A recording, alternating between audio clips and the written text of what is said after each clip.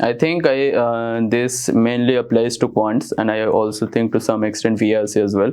Like VLC, you cannot just focus solely on VA or the RC part. I think you should focus majorly on both. And for the RCs, I think reading up on previous year's papers and also of various mocks as well as newspaper articles helps a lot.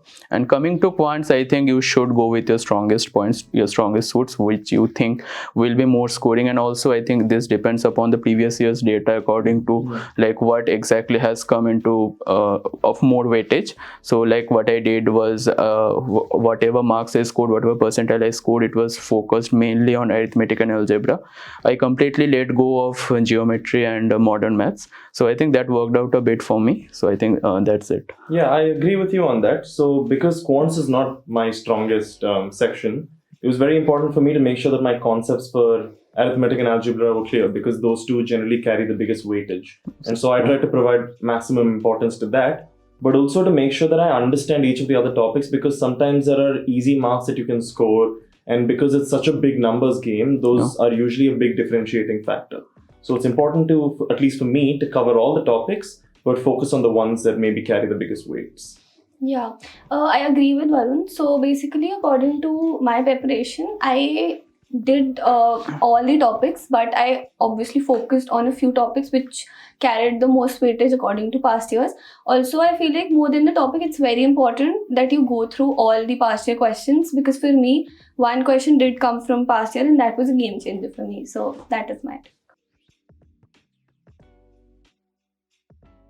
So a week before CAT, I focused mostly on giving mocks, and more than that, my focus was on analyzing where I went wrong.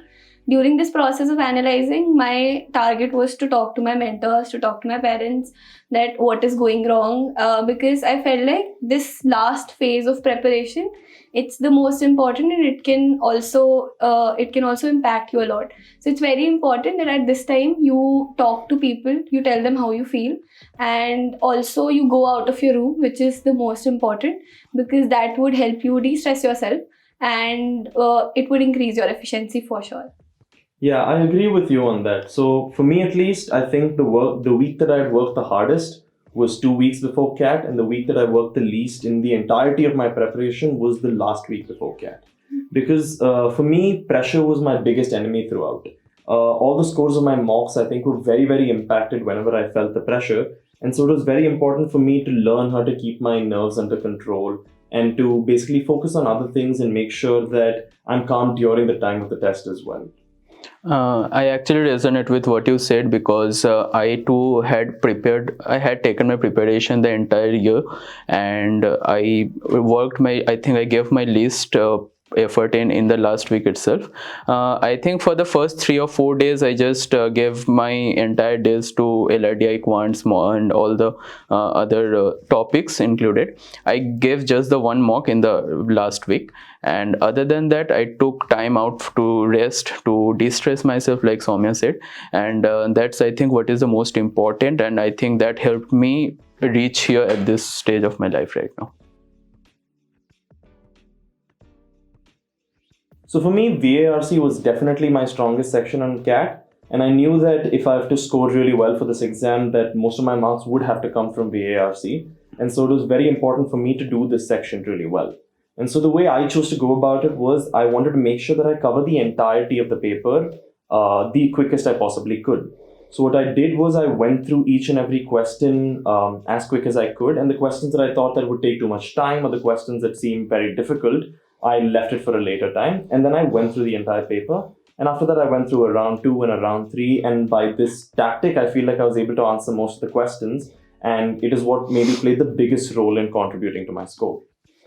For me, I think since quantitative aptitudes is my strongest suit, I went with that confidence that I can do good in this section.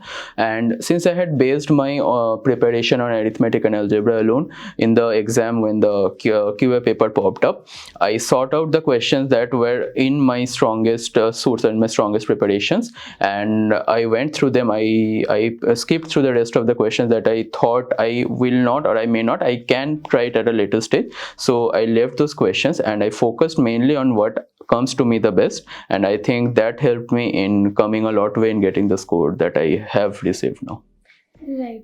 So my experience was a little different. I did not have the strongest section, but I was very clear that in each of the section, if there will be a question that I have a doubt on or something that I'm not very clear, I'll leave it.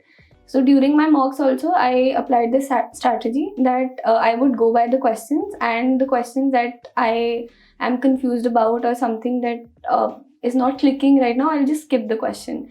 And that I feel like helped me a lot, because for my final result, this was one distinguisher that I did not get any question wrong, because I attempted all the questions that I knew with my 100% accuracy. So that.